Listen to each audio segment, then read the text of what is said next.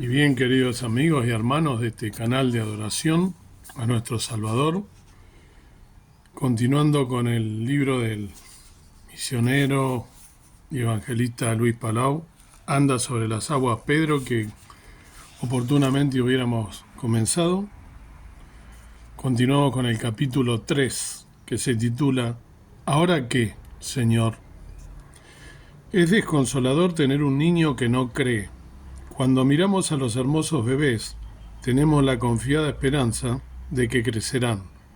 Pero muchos cristianos se quedan, desgraciadamente, en el mismo nivel de inmadurez después de muchos años de haber puesto fe en el Señor. En el estudio de la vida de Pedro todos vemos algo de nosotros mismos. Todos debemos experimentar nuestro primer encuentro con Jesucristo. Allí se nos hace ver lo que somos realmente. Si respondemos al Señor como Pedro lo hizo, caeremos sobre nuestras rodillas y confesaremos nuestro pecado, y esto nos dará su perdón. Si continuamos en nuestro crecimiento y obediencia, Él nos mostrará su poder y nos ayudará a andar sobre las aguas. Pedro aprendió ambas lecciones, pero las pruebas mayores tenían que venir todavía. El cuarto paso. Dios reclama autoridad completa. En San Juan 6, 48-69, hallamos el punto clave de la vida de Pedro. Jesucristo dijo: Yo soy el pan de vida, vuestros padres comieron el maná en el desierto y murieron. Este es el pan que desciende del cielo para que el que de él come no muera.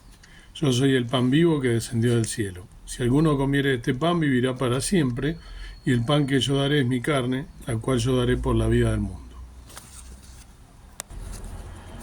Entonces los judíos contendían entre sí diciendo: ¿Cómo puede éste darnos a comer su carne? Jesús le dijo: de cierto os digo, si no coméis la carne del Hijo del Hombre y bebéis su sangre, no tendréis vida en vosotros. El que come mi carne y bebe mi sangre tiene vida eterna, y yo le resucitaré en el día postrero, porque mi carne es verdadera comida y mi sangre es verdadera bebida. El que come mi carne y bebe mi sangre en mí permanece y yo en él. Como me envió el Padre viviente y yo vivo por el Padre, asimismo el que me come, él también vivirá por mí. Este es el pan que descendió del cielo. No como vuestros padres comieron el maná y murieron, el que come de este pan vivirá eternamente. Estas cosas dijo en la sinagoga, enseñando en Cafarnaúm.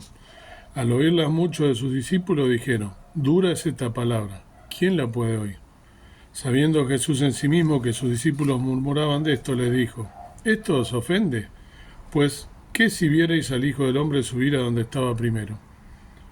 El Espíritu es el que da vida, la carne para nada aprovecha.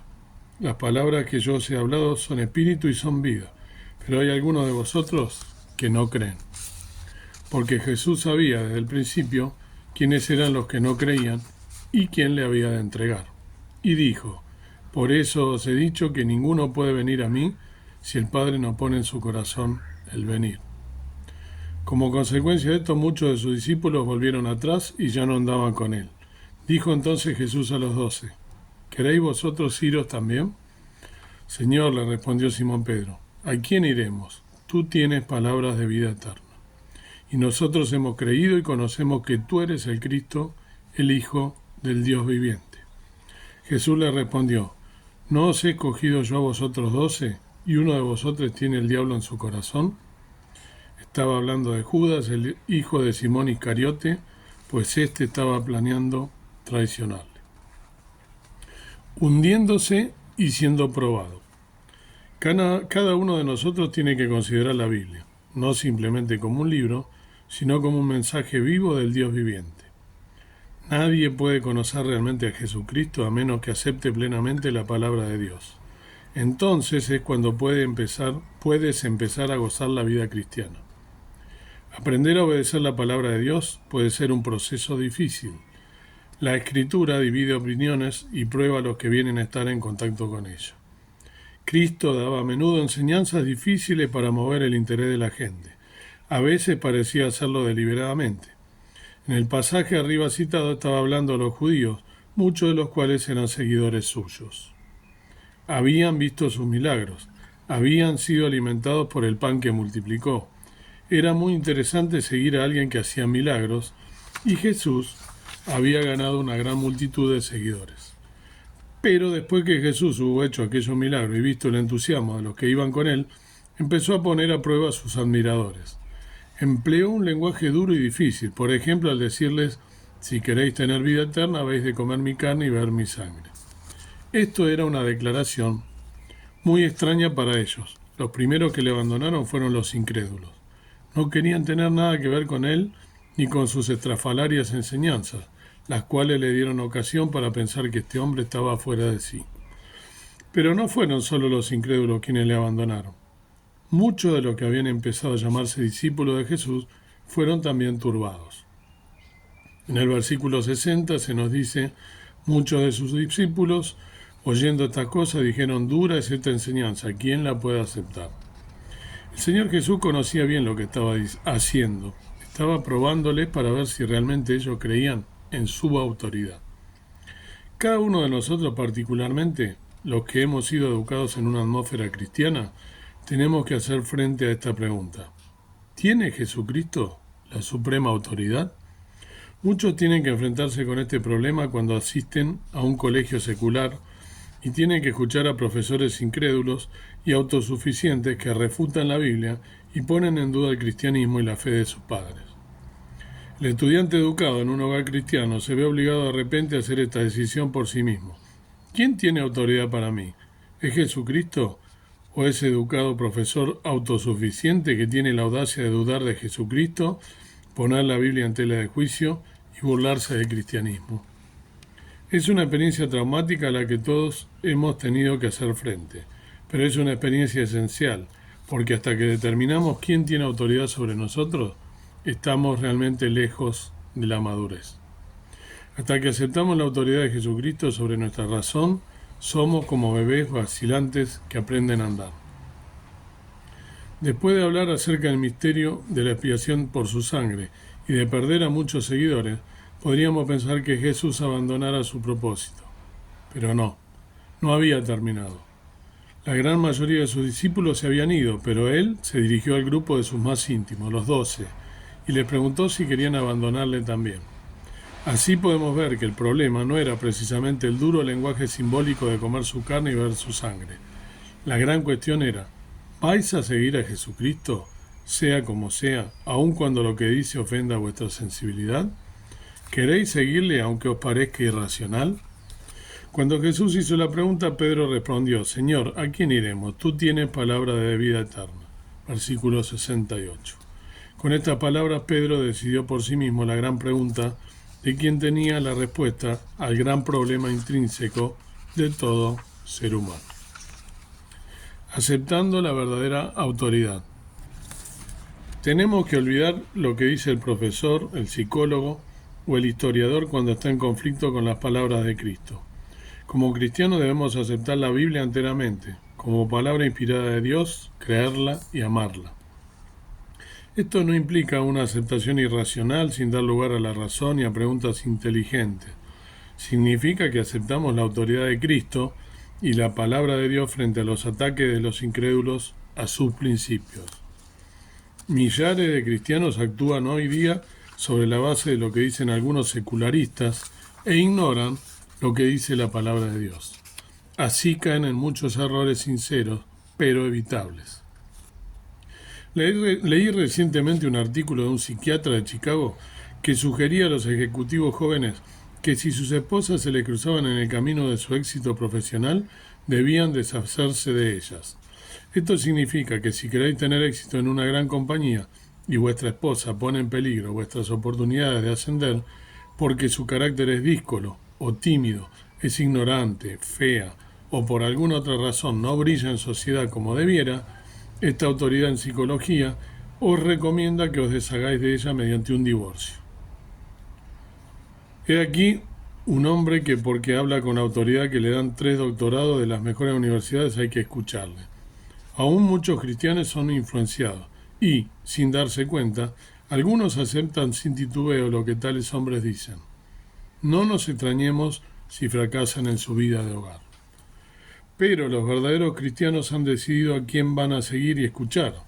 Si todavía dudáis de la palabra de Jesucristo y su autoridad, no os extrañéis si os encontráis indecisos y vacilantes al leer lo que dicen los pseudo-intelectuales, que niegan la existencia de Dios, rechazan la realidad de Jesucristo y sin embargo se atreven a deciros cómo tenéis que hacer vuestras decisiones familiares. No, de ningún modo.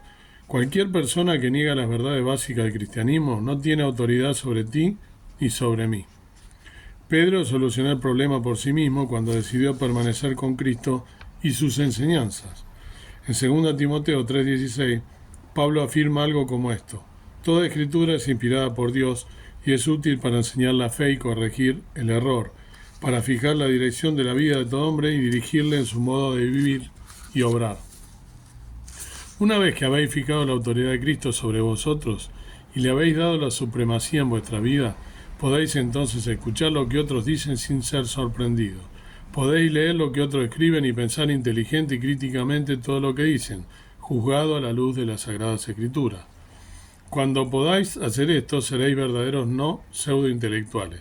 Cualquiera que niega la existencia de Dios y la autoridad de su palabra es un pseudo-intelectual, porque ha descuidado la enseñanza más crítica e importante que existe.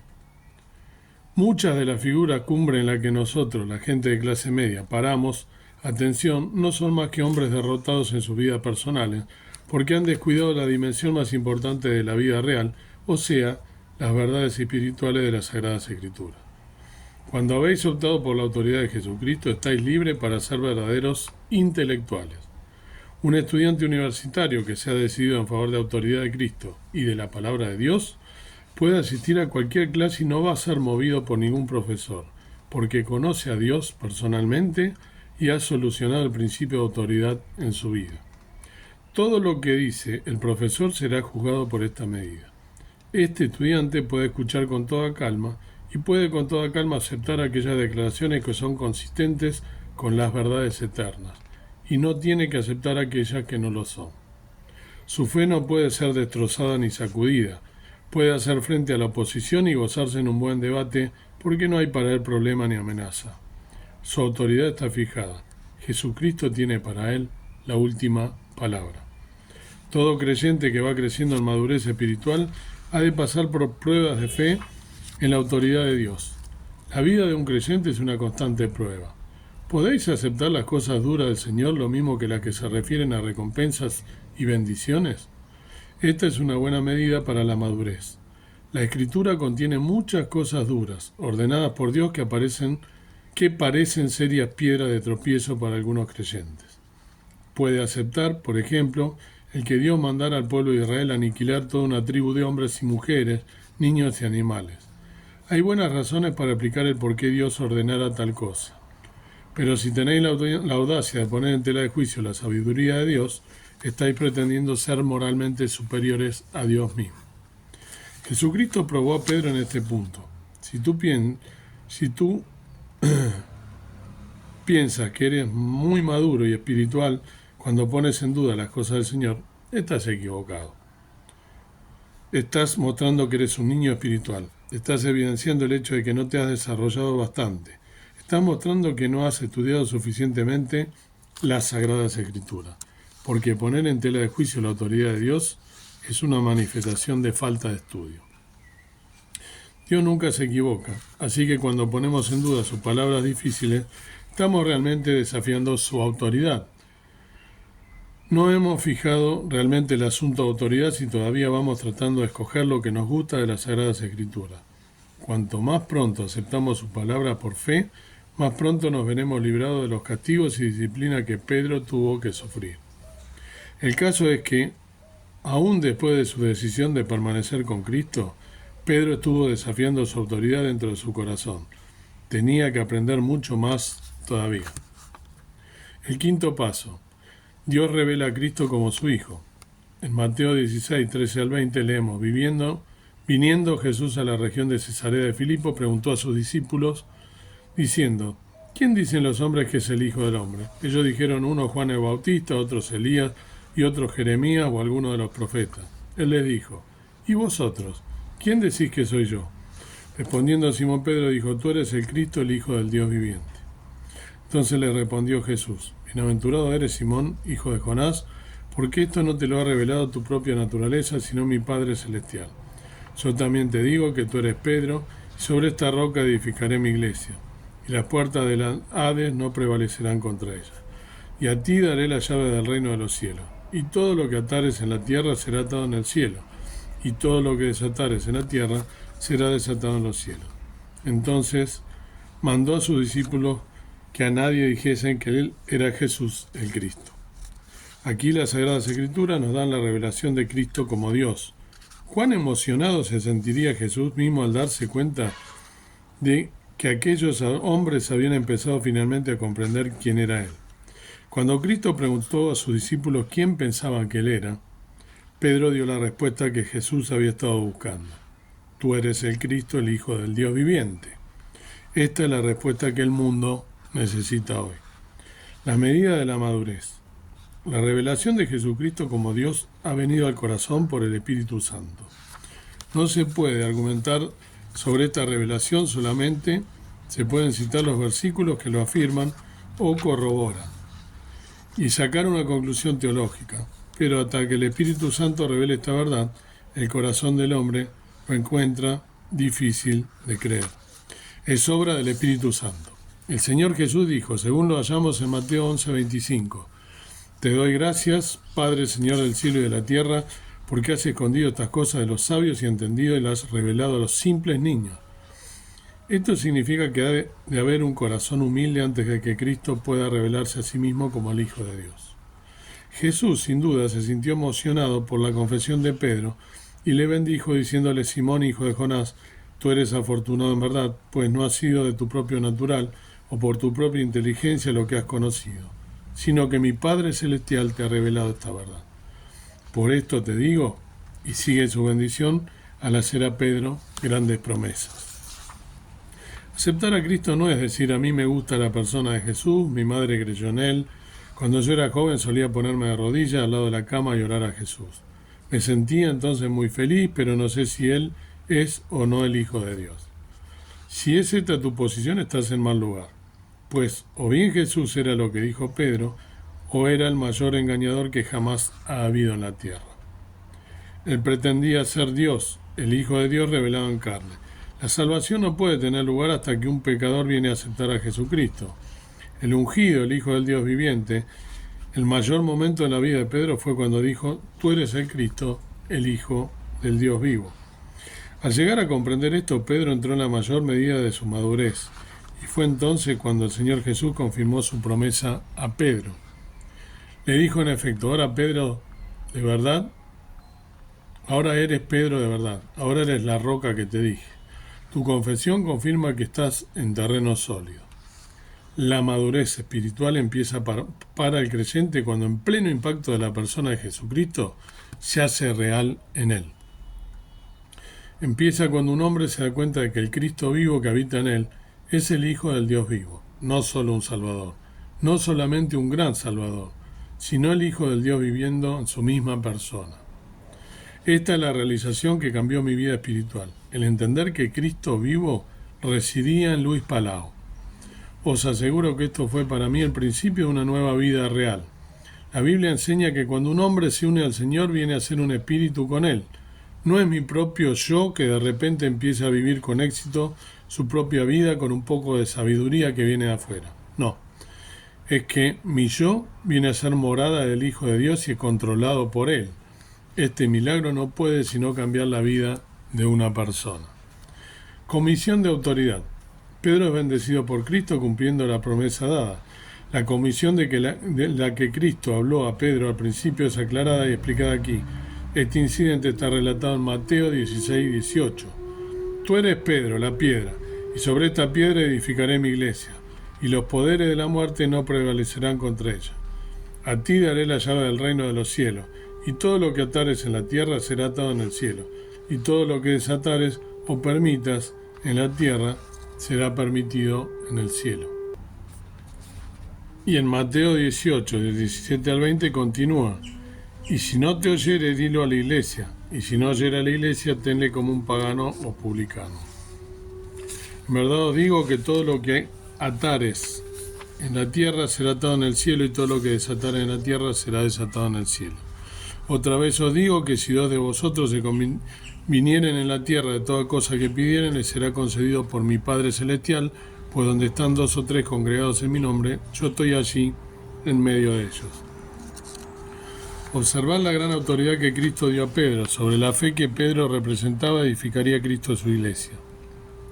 La iglesia real, el cuerpo de Cristo, está formada de gente que cree en Jesucristo, en el Hijo de Dios. La deidad de Cristo es la piedra de toque, y todos los que creen pueden reclamar la autoridad que Cristo dio a Pedro después de su confesión. Podemos asumir esta autoridad porque Jesús es Dios y habita en nosotros.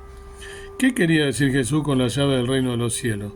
Las llaves son una expresión, un ejemplo del hecho de que nuestra autoridad en Cristo no está limitada a la tierra. Todo lo que atares o hicieres en la tierra tendrá efectividad en el cielo, y todo lo que impidieres aquí es impedido allí. Esto es autoridad.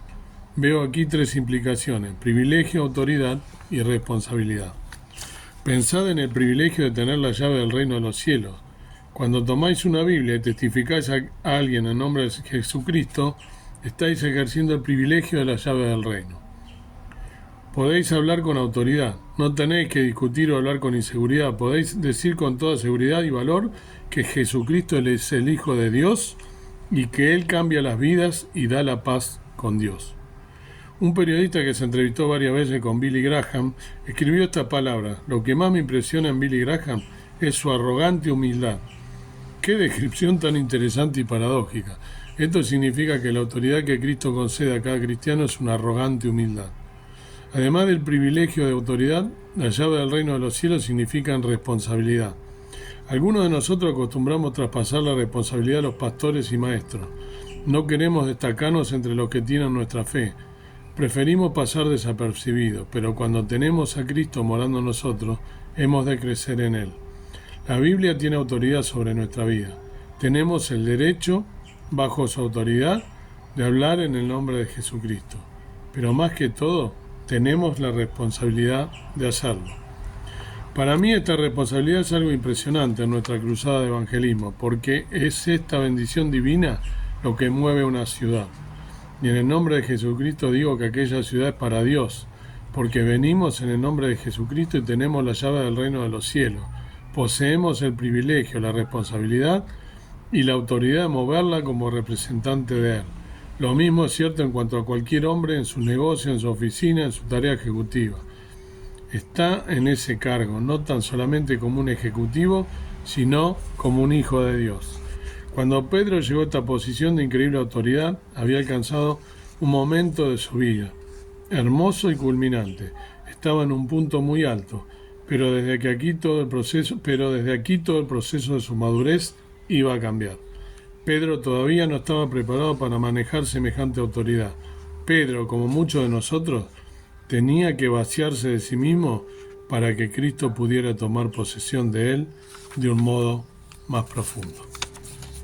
Hermoso el capítulo del hermano Luis Palau, de este siervo precioso que nos llama justamente, ¿no?, como Pedro, a reconocer a que Jesús es el Hijo del Dios viviente, a reconocerlo como nuestro Salvador, a reconocerlo realmente como quien es, como la persona que a nosotros nos cambió la vida, y vivir una vida en consecuencia, estando, como decía el hermano, donde estemos nosotros puestos con un propósito, de nosotros realmente manifestar nuestra fe en todo momento, más allá de las circunstancias, y ser críticos en el lugar que nosotros escuchemos, y aquellas cosas que están en contra del Evangelio no debemos aceptarlas, sino que debemos ser críticos y también oponernos a las cosas que están en contra de la palabra de Dios. Como cristianos es nuestra obligación, y Dios quiera que podamos testificar de esto hasta el día de la venida de nuestro Señor Jesucristo. Que el Señor te bendiga. Amado Dios, amado Padre Celestial, gracias una vez más por poder hablar de tus asuntos, de estas cosas tan importantes como creyentes en Cristo, que podamos manifestar nuestra fe donde estemos, donde vayamos, en el propósito con el que nos has puesto en cada lugar, que seamos luces en este mundo de tinieblas, que podamos ser sal también, que podamos nosotros realmente manifestar nuestra fe y ser un ejemplo de vida, como lo fuiste tú cuando viniste aquí a la tierra a testificar y a dejarnos el ejemplo. Perdona nuestras faltas, dejamos todas las cosas, pidiendo que nos ayudes a serte fieles hasta el día de tu venida. En el nombre del Señor Jesús. Amén. Que Dios te bendiga.